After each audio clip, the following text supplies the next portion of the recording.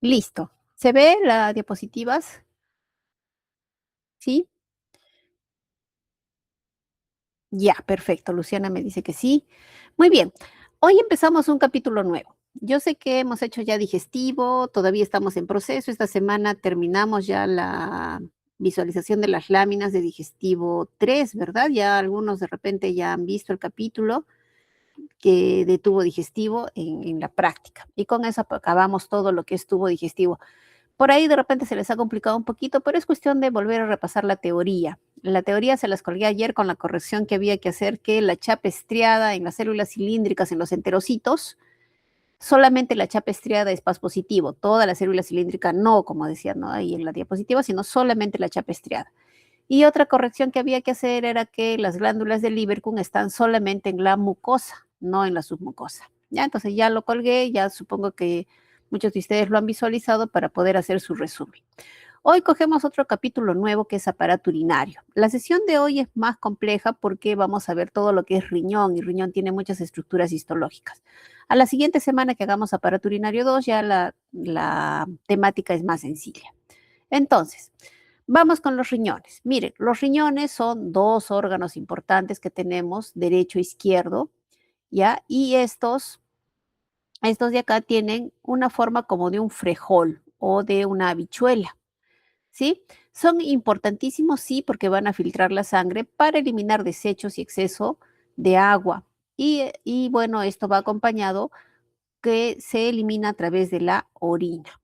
Miren todas las funciones que podemos nosotros encontrar en los riñones, solamente en el riñón, de todo el aparato urinario, solamente a nivel renal, podemos encontrar, por ejemplo, la importancia de la filtración de la sangre para lo que les había mencionado, eliminación de toxinas, residuos metabólicos, especialmente lo que es metabolismo proteico, ¿ya? Es importante esto. La producción de orina, el exceso de agua que se elimina a través de la orina y las toxinas, ¿no? La regulación de líquidos y electrolitos también es importante, como vamos a ver en un momento a través del aparato yuxtaglomerular y asociado también al control de la presión arterial con la producción de la renina. Ya de eso también lo vamos a desarrollar después. La producción de glóbulos rojos, ya que se libera la hormona eritropoyetina, esto no se olviden, ¿ya? Que estimula a la médula ósea para producir glóbulos rojos.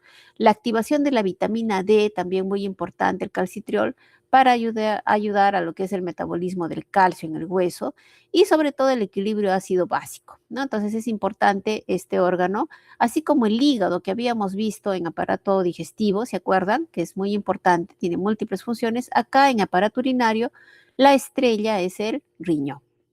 Muy bien. Y acá les traje esta imagen muy bonita, hecha con IA, sí, pero es bastante didáctica. Miren, este es el riñón, ¿ya? Este es el riñón y tiene una parte periférica que es la corteza y otra parte más interna pegada a esta concavidad que tiene el riñón, que es la médula. Y se junta con qué?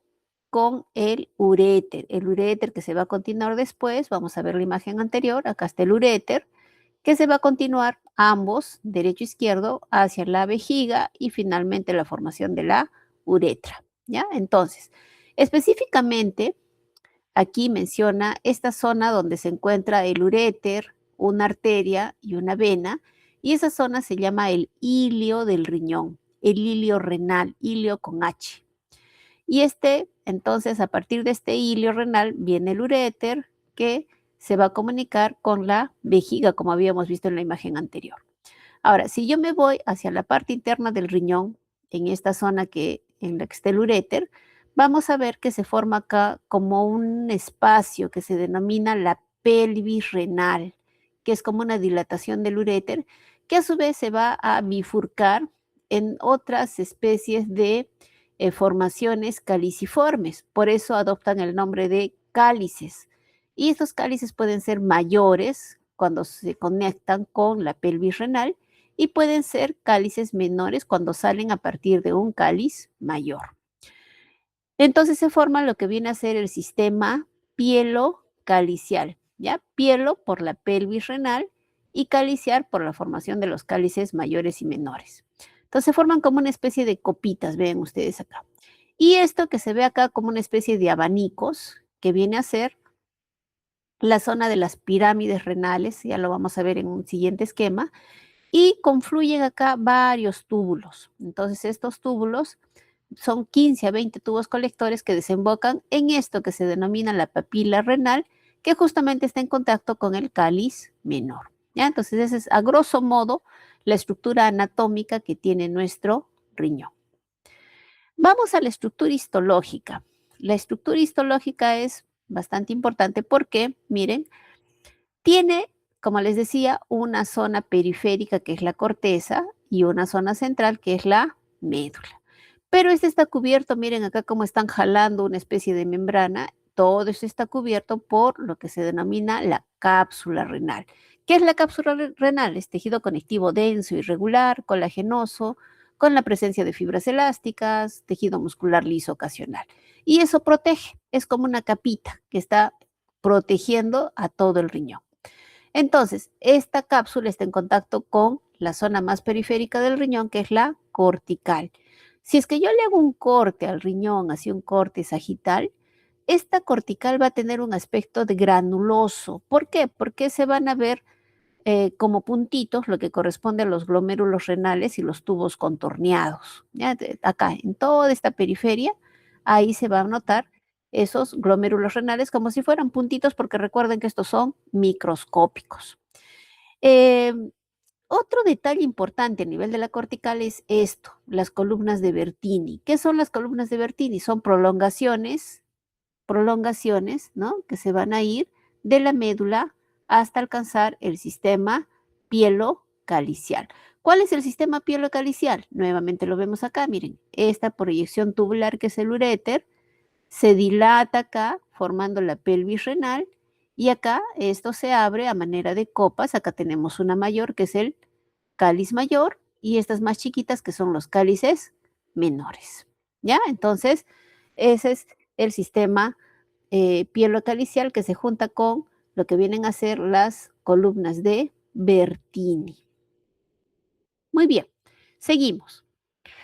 Este es otro esquema importante. Ya hemos dicho entonces cápsula, corteza y ahora nos vamos con la zona medular. Esta zona medular, miren, acá está el riñón, ¿sí? Lo que habíamos visto hace un momento. Lo que les decía acá, esas especies de estructuras en forma de abanico, tenemos aquí una, miren, la hemos sacado completita, ¿ya? La hemos sacado desde la médula hasta la cápsula. Entonces, vean ustedes acá que hay una especie de, como si fuese una B, ¿cierto? Eso de ahí es parte de un cáliz menor. Entonces, ¿a qué le vamos a denominar nosotros lóbulo renal? El lóbulo renal va a estar formado por la pirámide renal, que es todo esto de acá, todo esto como una especie de triángulo, ¿ya? La pirámide renal y la corteza suprayacente. Esto de acá es la corteza suprayacente. ¿Por qué sé que es la corteza? Porque estos nodulitos que están viendo ustedes acá son los glomérulos y esto de acá es parte de los rayos medulares, ¿no? O sea, como de la médula se proyecta tejido hacia la corteza. Eso es el lóbulo. Pero también existe las unidades funcionales renales que son los lobulillos. ¿Cómo está constituido un lobulillo? Está formado, miren acá, por el rayo, este rayo que va hacia la corteza y todas las nefronas que desembocan en este rayo cortical. ¿Sí? Junto también, claro, con su arteria interlobulillar. Ahorita vamos a entenderlo esto mejor porque vamos a revisar a qué le llamamos entonces nefrona, ¿ya? Entonces, repito, lóbulo constituido por esta pirámide renal, ¿ya? Y toda la corteza suprayacente que es un corte que va desde la médula hasta la cápsula renal. En cambio, el lobulillo solamente el rayo cortical y las nefronas que desembocan a ese nivel, además de la arteriola interlobulillar. Esto es visto, como les decía, a grosso modo. Ahora, acá dice la medular. Se dispone en pirámides de Malpighi de base cortical y vértice en las papilas renales. Entonces, esto de acá es la pirámide. ¿Sí? Todo esto de acá. Esta es la pirámide de Malpighi. Base cortical, porque claro, si es que nosotros lo vemos esto como un triángulo, la base de este triángulo está orientado hacia la corteza. Por eso dice base cortical ¿Y vértices en dónde? En las papilas renales que justamente van a entrar en contacto con el cáliz menor. ¿Por qué tiene ese aspecto así como de rayos? Por los tubos excretores y los vasos sanguíneos que como que se van intercalando entre sí, ¿ya? Entonces dan una especie de estriaciones, por eso se llaman los rayos corticales o los rayos medulares. Esto es visto ya con una imagen histológica, entonces miren acá, cuando nosotros vemos estas estructuras redondeadas, esos son los glomérulos, ¿ya? O sea, ustedes no duden ahí de qué tejido. Esta especie de luces que vemos ahí corresponden a los diferentes tubos que los vamos a estudiar a continuación. Y miren cómo en medio de este tejido que hemos mencionado se proyectan estas bandas largas que constituyen los rayos medulares. ¿Listo? Vamos ahora sí específicamente la corteza renal. Nuevamente, miren, tenemos una imagen anatómica, ¿ya? Entonces, esto que está de color más oscuro es la cápsula, toda esta zona de acá periférica, esta sí que se ve un poco delgadita, es la zona periférica, la corteza, y esto que se ve como abanicos es parte de las pirámides de Malpighi en lo que es la zona medular. Ahora, específicamente en la corteza, nosotros vamos a encontrar una unidad funcional importante que es la nefrona. ¿Qué viene a ser la nefrona entonces? Es la unidad anatómica funcional del parénquima renal, que se origina embriológicamente en el metanefros. ¿Cómo está constituida esta nefrona? Por el glomérulo renal, por el tubo contorneado proximal, el asa de Henle y el tubo contorneado distal. ¿Sí? En ningún momento estábamos diciendo tubo colector, por si acaso, ¿ya? Porque esto ahorita lo vamos a estudiar bien. Entonces, nefrona solamente es glomérulo renal, tubo contorneado proximal, asa de Henle y tubo contorneado distal. El tubo colector es aparte, o sea, sí recibe el contenido del tubo contorneado distal, sí lo recibe, pero no es parte de la nefrona. Entonces, eh, este tubo colector, a diferencia de la nefrona que se origina en el metanefros, esta se origina en el conducto mesonéfrico de Wolf, ¿sí? Tienen diferente origen embriológico. Entonces, por eso también este no pertenece a la nefrona. Miren la cantidad de nefronas que tenemos en un órgano tan pequeñito. Seguimos. Esto más o menos para que tengan idea cómo está constituido. Miren, todo esto de acá. Esta especie de bolita es el glomérulo que ustedes ya están acostumbrados a verlo, porque lo hemos visto en varias láminas, incluso en Morfoficio 1, lo han visto como 3, 4 veces, ¿no?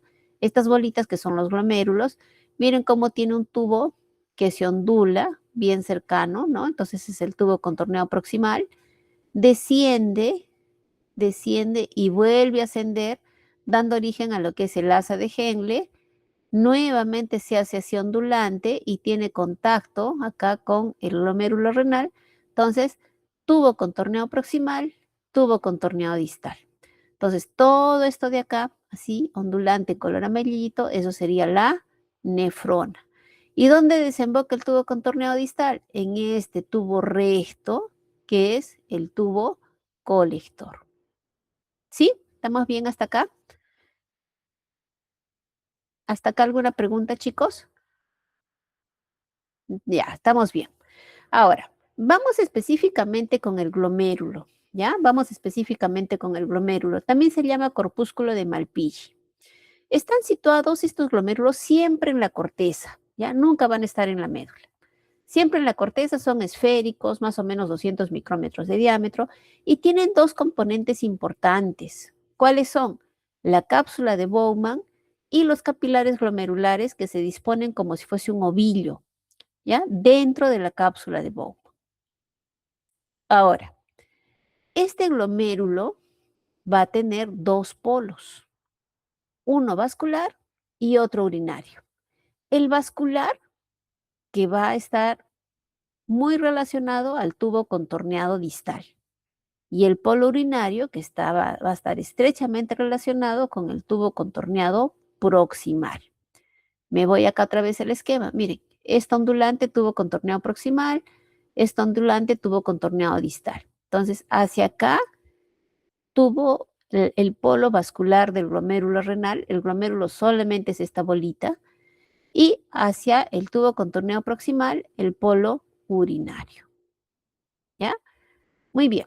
Entonces, ya hemos dicho, entonces, componentes del glomérulo, cápsula de Bowman y los capilares glomerulares, y los dos polos que se forman, el vascular,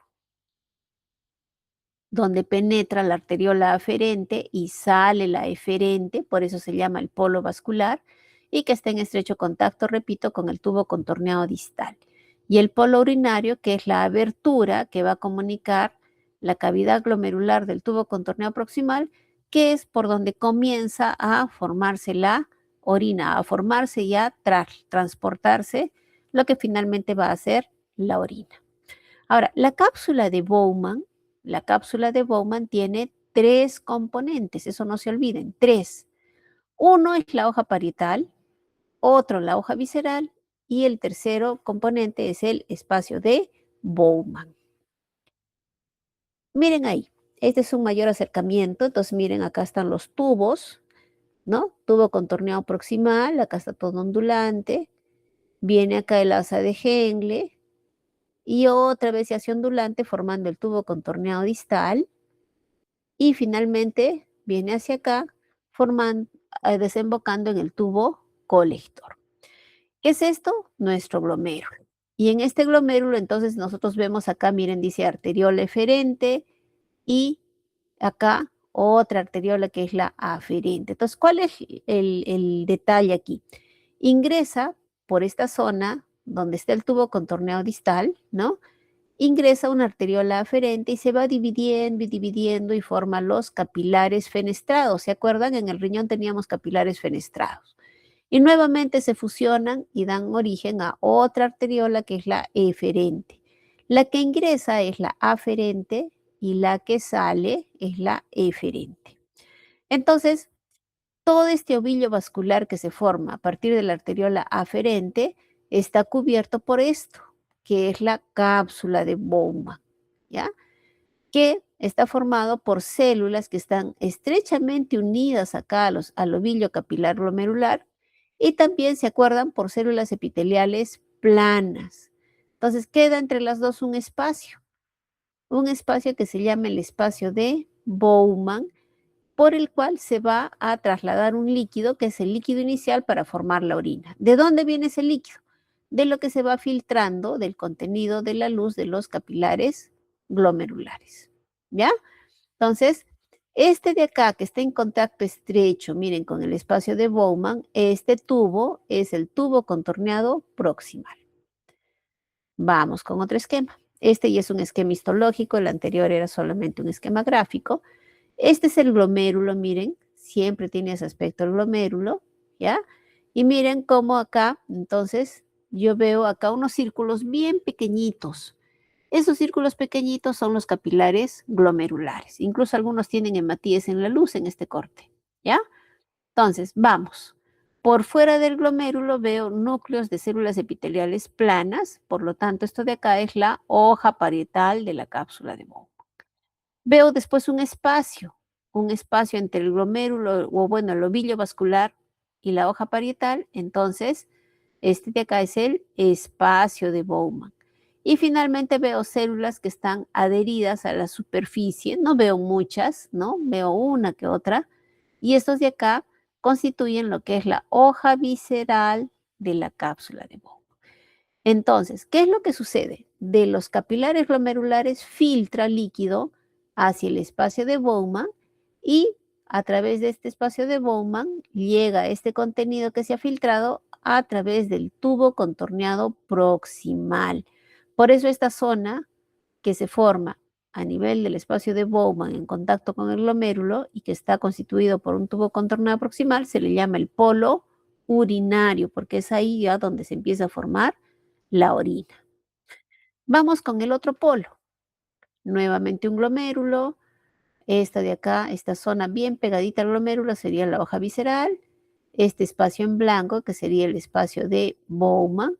Y nuevamente acá una línea de núcleos alargaditos que corresponden a células epiteliales planas, ¿no? Entonces, hoja visceral, hoja parietal, esta, y el espacio de Bowman en medio de los dos componentes de la cápsula de Bowman.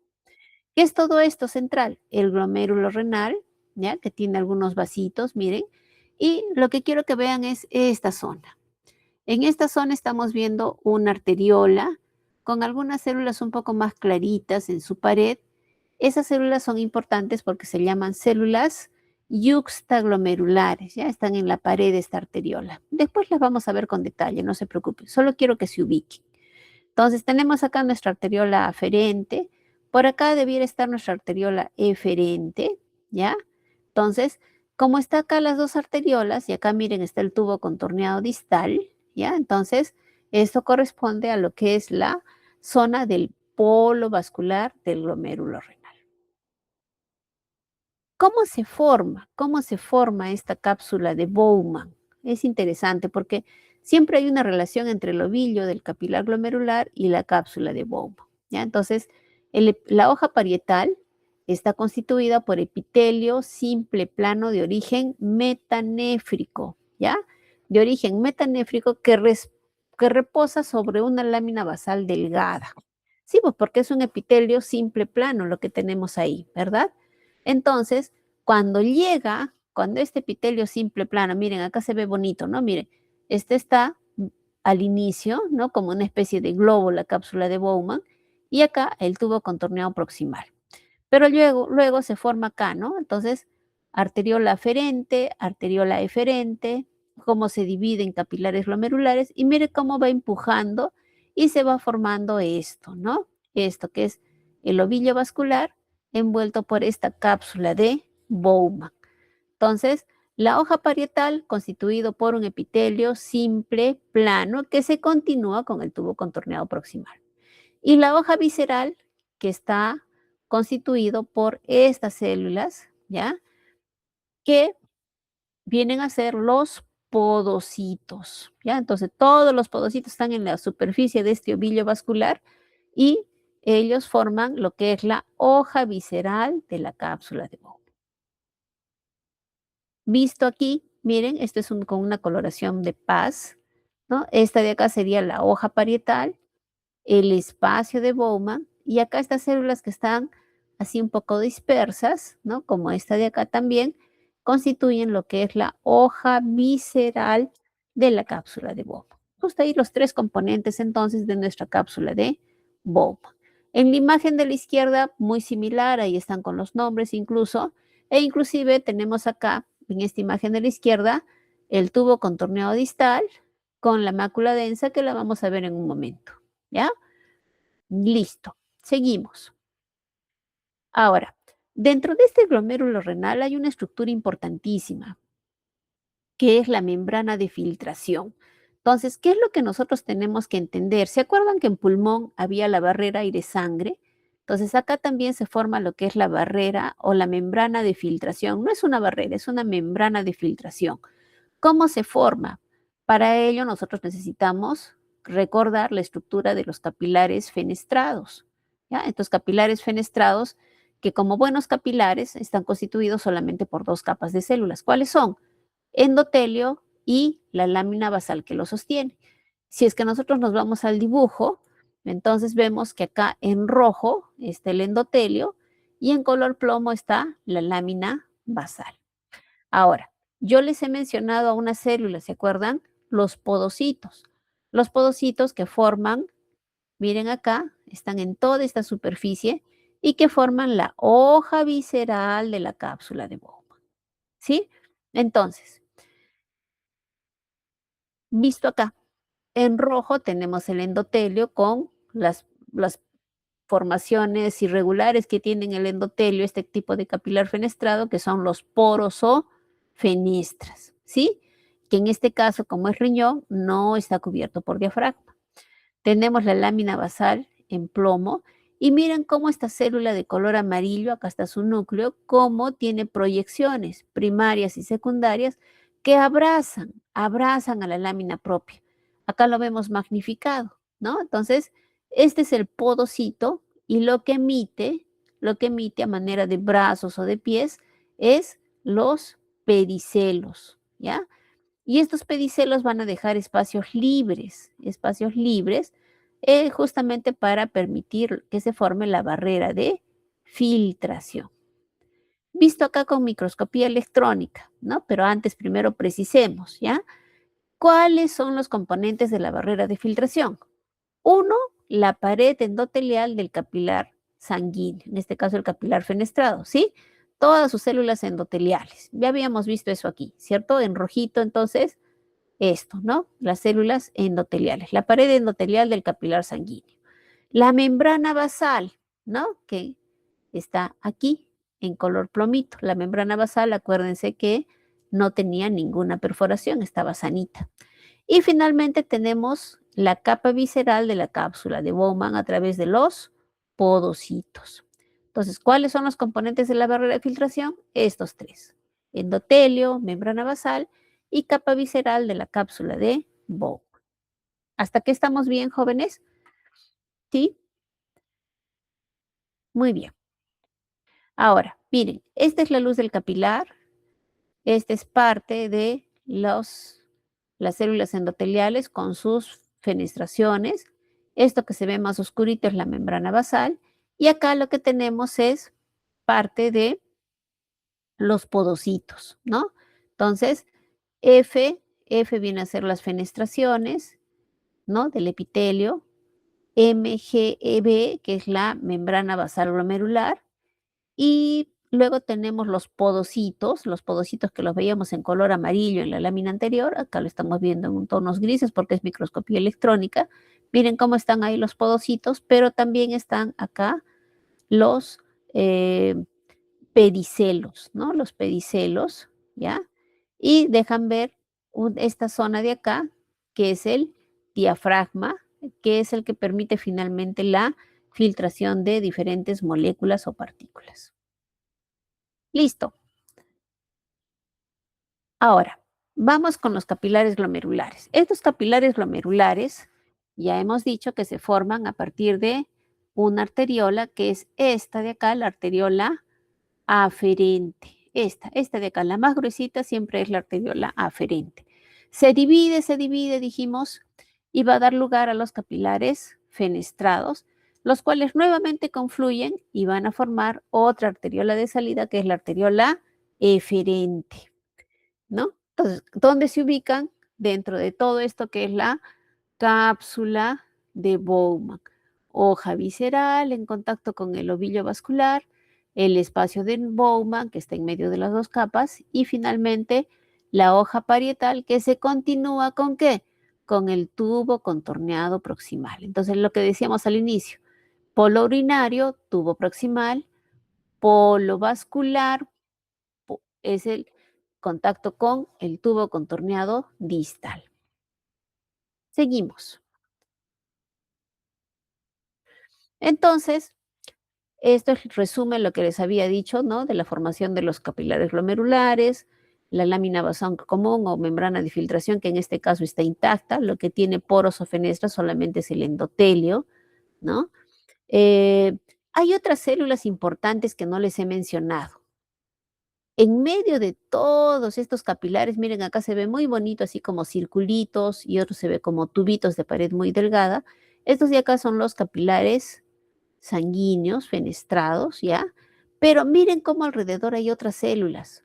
Unas células con el citoplasma más rosadito y el citoplasma un poco eosinófilo. Estas de acá son las células mesangiales, ¿ya? No les había mencionado eso. Dentro del glomérulo, aparte de tener los glomérulos y aparte de tener estas células mesangiales, entonces es como se forma el ovillo, ¿no? Todo eso está cubierto por los podocitos, ¿ya? Los podocitos que forman la hoja visceral de la cápsula de Bowman. Acá nuevamente entonces endotelio en color rojo, lámina basal y esto en amarillo, bueno, parte de los podocitos que forman la hoja visceral con sus proyecciones, ¿no? Sus proyecciones primarias y sus proyecciones secundarias y que dejan libre lo que es la barrera de filtración. Eso es lo que entonces nos faltaba solamente mencionar el mesangio que está en medio de los capilares sanguíneos y cuál es su función. Su función es que tiene que fagocitar y eliminar el material que se acumule en la lámina basal durante la filtración, porque recuerden que esta membrana de filtración que se da, esta membrana de filtración es como un colador. Entonces, como pasan diferentes partículas, ¿no? Entonces, lo que tenga que seguir por la sangre va a seguir su trayecto por la sangre, pero lo que no debe seguir por la sangre y se filtra a través de la pared de la barrera de filtración, va a pasar al espacio de Bowman, ¿ya? Entonces, esto de acá, ¿sí? Pasa al espacio de Bowman y luego pasa al tubo contorneado proximal para formar la orina, ¿ya? Entonces, ¿qué pasa? Que como se va tapando esta barrera de filtración, justamente las células que están en medio de los capilares sanguíneos, esas son las células mesangiales, intraglomerulares, porque vamos a ver que hay otras que están extraglomerulares y forman otra estructura importante para el control de la presión arterial. ¿Ya? Entonces, ¿quién se encarga de mantener en buen estado la barrera de filtración? La el mesangio, ¿ya? O las células mesangiales intraglomerulares, ¿ya? Listo, seguimos. Ahora, nos vamos introduciendo un poquito a el polo vascular, ¿ya? Nuevamente polo vascular. Si es que yo hablo de polo vascular, tengo que hablar de arteriola aferente y arteriola eferente. Y si digo arteriola aferente, si es que digo arteriola, ya ustedes saben cómo es la estructura histológica de una arteriola, que tiene endotelio, subendotelio y sus fibras musculares lisas, ¿cierto? Pero en este caso, en el polo vascular, las fibras musculares lisas se modifican. Miren, se modifican por células de aspecto epitelial que tienen múltiples gránulos en su citoplasma, unos gránulos especiales que son gránulos de renina. Ya, acá está, y constituye lo que son las células yuxtaglomerulares. ¿Sí? Entonces, esta arteriola aferente, que es de tipo muscular, ¿ya? Que nace de una arteriola interlobulillar, antes de penetrar al glomérulo, modifica su pared, su túnica media. Y esas células musculares ahora pasan a ser células yuxtaglomerulares productoras de renina. Si se fijan bien, estas células yuxtaglomerulares no tienen contacto con la luz, ¿ya? Ese es un detalle a veces que les preguntan en los exámenes para residentado o para el ENAM. No tienen contacto, o sea, sus gránulos de renina pasan simplemente por difusión a través del endotelio de esta arteriola. Otro detalle más. Acá tenemos la arteriola eferente. Igual, también puede que tenga algunas células yuxtaglomerulares, pero principalmente están acá, en la arteriola aferente. ¿Listo? Muy bien, seguimos. Este es un resumen. Este es un resumen, entonces, acá tenemos los capilares sanguíneos fenestrados, rodeados hacia su borde más externo por estas células que las han dibujado acá de color celeste, que son las células mesangiales, que se encargan de limpiar o mantener en buen estado la barrera de filtración, ¿ya? Vemos acá unas células amarillitas que están rodeando el ovillo vascular, que son los podocitos, ¿ya? Y que constituyen la hoja visceral de la cápsula de Bowman. Vemos acá un espacio, que es el espacio de Bowman, y vemos acá células epiteliales planas que constituyen la hoja parietal de la cápsula de Bowman. Entonces, hoja parietal, espacio y la hoja visceral constituyen los tres componentes de la cápsula de Bowman. ¿Con qué se comunica el espacio de Bowman? El espacio de Bowman hacia el polo urinario se comunica con el tubo contorneado proximal. Y acá, en el lado contralateral, encontramos la arteriola aferente y eferente y forman lo que es el polo vascular. ¿Con qué? Con el aparato yuxtaglomerular. Este aparato yuxtaglomerular que tiene contacto ¿con qué? Con el tubo contorneado distal. Aquí está el proximal, ¿cierto? En cambio, acá en el polo vascular tenemos el tubo contorneado distal que tiene a su vez contacto con estas células, miren que tienen sus gránulos en el citoplasma y pertenecen a la pared de la arteriola aferente, que son las células yuxtaglomerulares, y además otras células muy similares a las que están acá de color celeste, que son las células mesangiales intraglomerulares. Aquí afuera vamos a encontrar las células mesangiales extraglomerulares. Entonces, este componente del tejido del tubo contorneado distal, más estas células yuxtaglomerulares, más las células mesangiales extraglomerulares, estos tres componentes van a dar origen al aparato yuxtaglomerular, que lo vamos a ver en un momento. ¿Ya? ¿Dónde se encuentra entonces el aparato yuxtaglomerular? En el polo vascular del glomérulo renal. ¿Dónde se encuentra el túbulo distal a nivel del glomérulo renal? En el polo urinario. ¿Listo? Muy bien. Vamos ahora con los túbulos. ¿Hasta acá alguna pregunta, jóvenes? ¿Alguna pregunta tenemos? ¿No? ¿Todo está claro hasta aquí? Ya, seguimos. Ahora, hemos dicho que en el polo urinario sale, o sea, está en contacto con el tubo contorneado proximal. Esta es la imagen de un tubo contorneado proximal. Miren, siempre se localiza en la corteza renal. Eso es importante que lo tomen como parámetro, sobre todo cuando empiecen a buscarlo en las láminas. ¿Ya? Ocupa la mayor parte del área de la corteza renal. Su epitelio es simple en el sentido que solamente es una hilera de células, pero estas células son altas, tienen forma piramidal, con vértice truncado, ¿ya? Y están rodeados por una lámina basal continua. Y a eso yo le agregaría además que su citoplasma es eosinófilo si lo comparamos con los otros túbulos del riñón. ¿Ya? Entonces, forma de pirámide, vértice truncado y rodeados de lámina basal.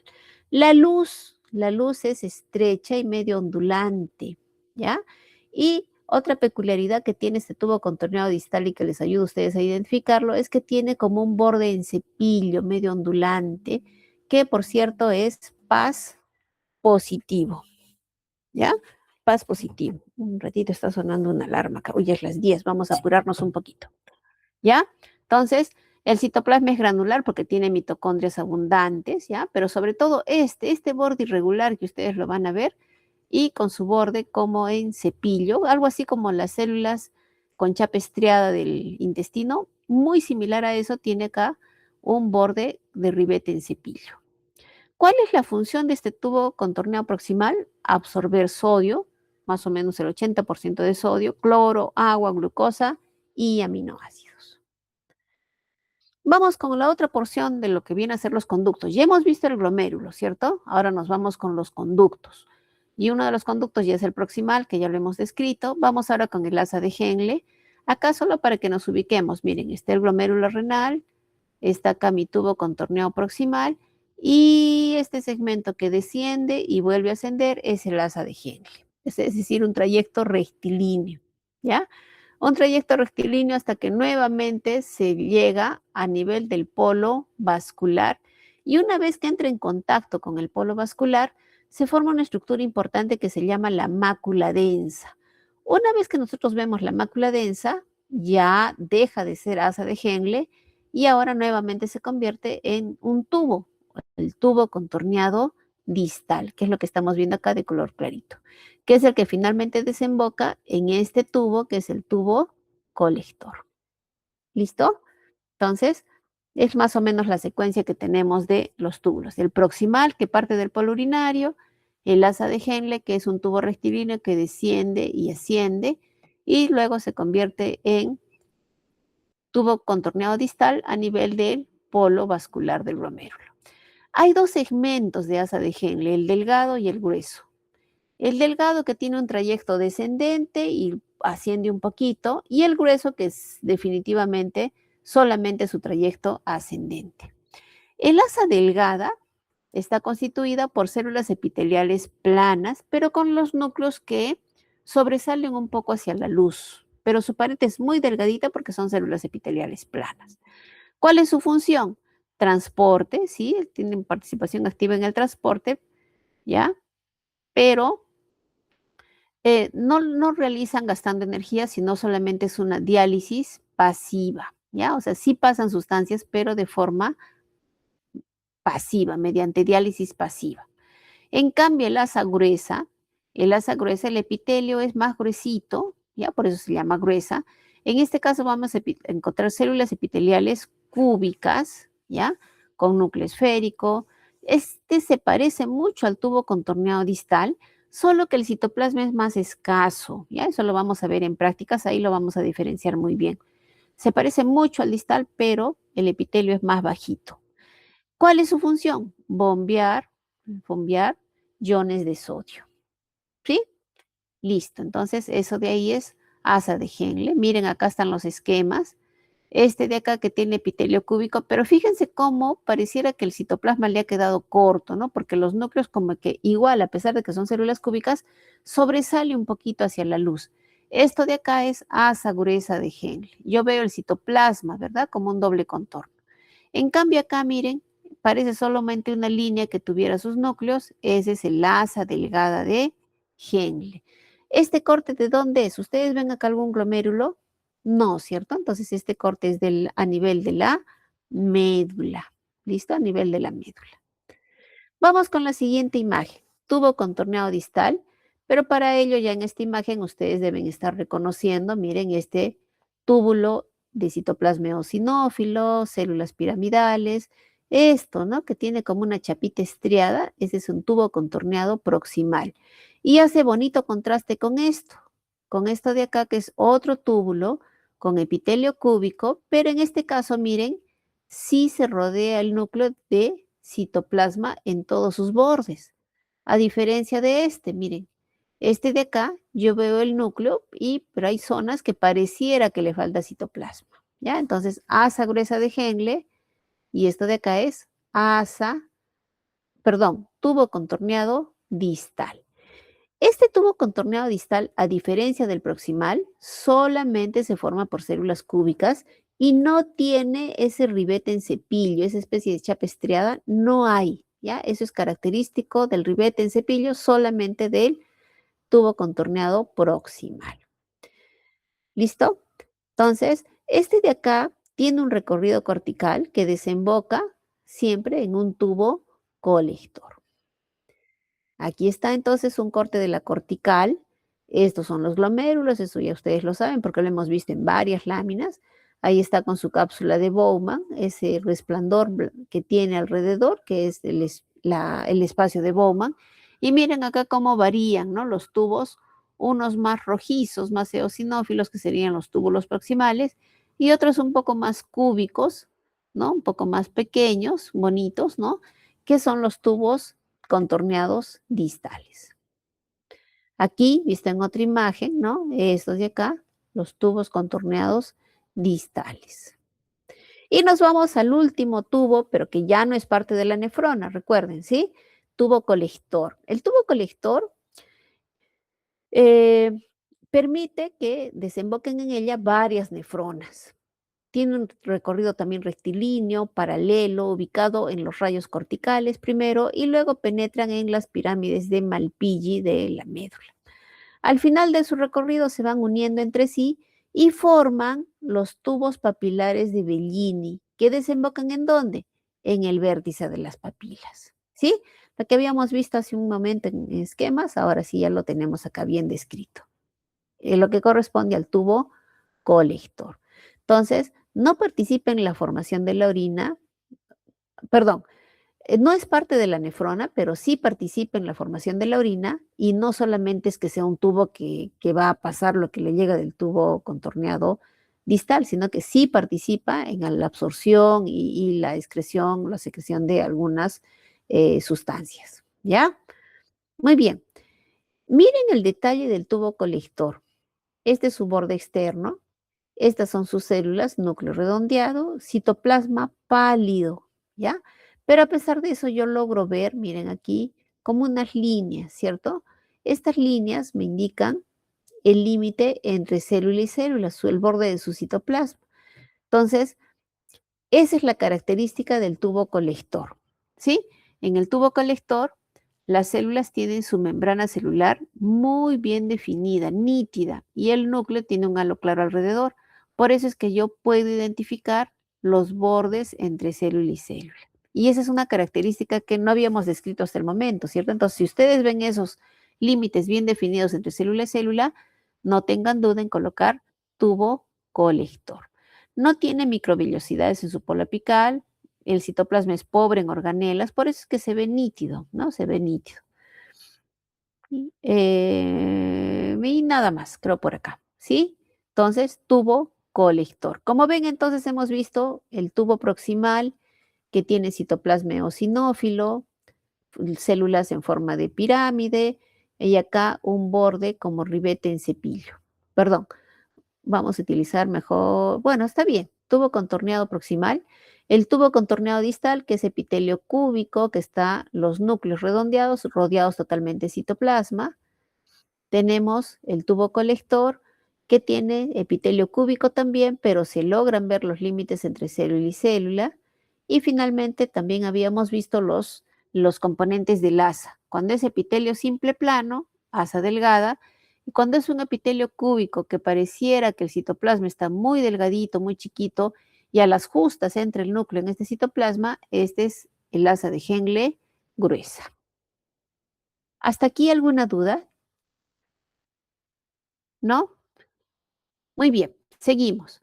Miren acá otro corte bonito, un epitelio que pareciera que es una sola línea y los núcleos alargados. Otra vez entonces, asa delgada de Henle, a diferencia de este que tiene un epitelio cúbico, pero que a las justas cubre el núcleo.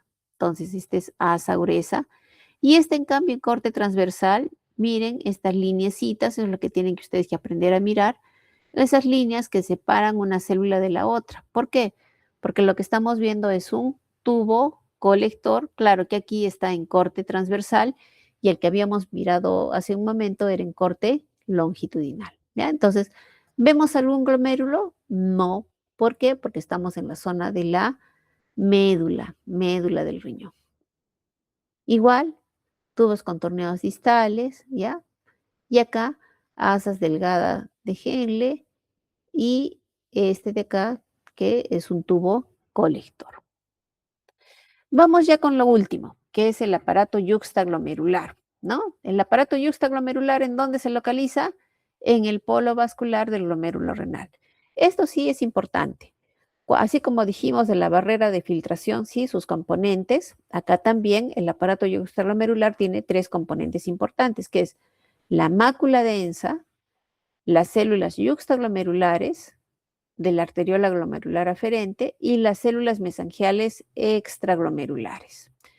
Entonces, las células yuxtaglomerulares ya dijimos que eran células musculares lisas modificadas de la pared de la arteriola aferente, ¿ya? Que segregan renina por difusión hacia la luz. Las células mesangiales extraglomerulares, ya hemos dicho que acá separando los glomérulos, por fuera están las células mesangiales intraglomerulares, pero hay unas que escapan, que salen del glomérulo y esas de ahí van a ser las células mesangiales extraglomerulares. Y el siguiente componente es la mácula densa. Entonces, ¿qué es la mácula densa? Aquí está un esquema. Miren, nuevamente, acá en rojito, arteriola, arteriola, ¿sí? Acá en celeste, las células mesangiales intraglomerulares, pero también se escapan algunas, ¿no? Y forman las células mesangiales extraglomerulares. ¿Por qué extraglomerulares? Porque se salen del glomérulo. Tengo acá mi arteriola con su endotelio en color rojito y en verde, miren, en verde las células yuxtaglomerulares productoras de renina. ¿Qué más tengo? Tengo acá un túbulo cuyas células son cúbicas, entonces debe ser, si estoy en polo vascular, debe ser el tubo contorneado distal, ¿cierto? Pero miren cómo en la zona en la que entra contacto con el polo vascular, miren cómo se hacen las células. Las células entonces se hacen de este tubo contorneado distal, se hacen cilíndricas y se ponen una al ladito de la otra, formando lo que se llama un patrón en empalizada. Esa zona en la que las células se transforman así como en empalizada se denomina la mácula densa, ¿ya? Y es una modificación de las células del tubo contorneado distal cuando éste se encuentra en contacto con esta zona de acá que es el polo vascular, ¿ya? ¿Sí se entendió? Entonces, la mácula densa está ubicada en el origen del tubo contorneado distal, adosada a la arteriola aferente. El epitelio tiene abundantes núcleos, ¿ya? En la cara proximal, es lo que les decía, ¿no? Los núcleos en empalizada. ¿Cuál es la función de la mácula densa? Esto sí es importante que lo sepa. Actúa como osmorreceptor o quimioreceptor, detectando cambios en la concentración del sodio que fluye por el tubo contorneado distal, ¿ya? O sea, solamente lo que fluye por el tubo contorneado distal, entonces este es sometido a un análisis a nivel de la mácula densa que actúa como un osmorreceptor o quimioreceptor. Entonces, si él nota cambios en la concentración de sodio, va a tomar una acción que la vamos a explicar después. Las células yuxtaglomerulares, ¿cuál es su función? Liberación de los gránulos de renina. También ya vamos a ver para qué sirve esta renina. Entonces, si está situada en la capa muscular de la arteriola aferente y antes de su ingreso, ¿no? Entonces, ahí se liberan estas hormonas. Ambas células están en estrecho contacto, sus membranas están interdigitadas, dicen, ¿no? Muy bien. Entonces, nuevamente, ¿qué es la mácula densa? Es una modificación del tubo contorneado distal cuando éste entra en contacto con el polo vascular del riñón. Siguiente. Ahí está esa imagen, miren, bien bonita, ¿no? Esto de acá, ya ustedes deben saber, tubo contorneado proximal, el que siempre es así, eosinófilo, tubo contorneado proximal. Este de acá parece más un tubo contorneado distal. Este es mi glomérulo, miren qué bonito mi glomérulo. Este es su hoja parietal, constituida por el epitelio simple plano, ¿ya? Acá tengo estos espacios huecos que son los capilares sanguíneos fenestrados. Y miren acá que veo. Veo como un círculo, ¿cierto? Los núcleos están un poco espaciados, pero ¿qué pasó acá? Mire, ¿qué pasó con los núcleos?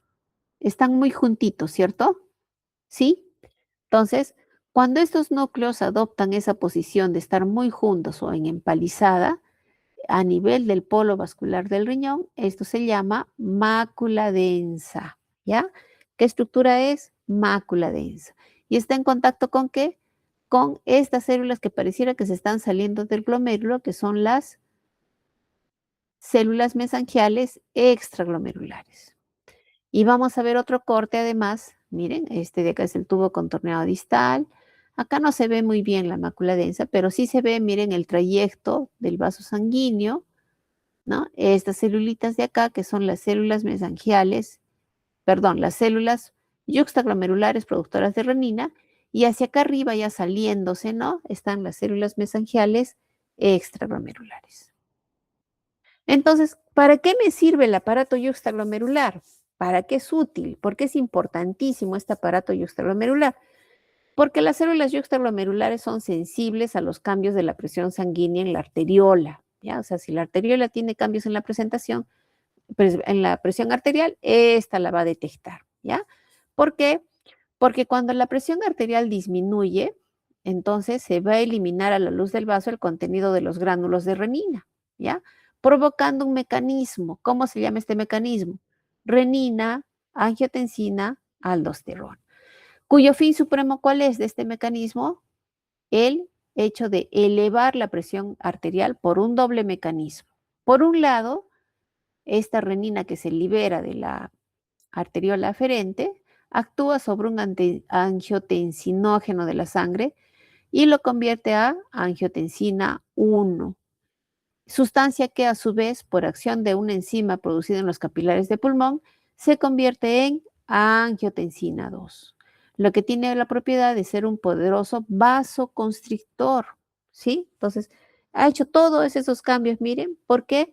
Porque se ha contraído su pared y por lo tanto hay una mayor resistencia, ¿ya? Por lo tanto, entonces, esto eleva la presión arterial. También produce angiotensina 2. ¿Para qué es importante esta angiotensina 2? Porque estimula la secreción de aldosterona por la corteza suprarrenal, ¿sí? Entonces, la glándula suprarrenal va a secretar la aldosterona, ¿ya? Entonces, esta aldosterona actúa sobre los tubos contorneados distales, actúa sobre los tubos contorneados distales y promueve ¿qué? La reabsorción de sodio y agua. Y al retenerse esto, entonces el volumen de plasma también aumenta y por lo tanto se eleva la presión arterial. O sea, miren cómo todos los cambios que se dan cuando se da el caso de una presión arterial que disminuye, ¿ya? Cómo está la renina, la angiotensina 2, la renina, ¿no? Cómo va cambiando, va produciendo ah, cambios porque esta renina se libera a la luz del perdón, de la arteriola aferente. Y bueno, la angiotensina 2 que se convierte, ¿no?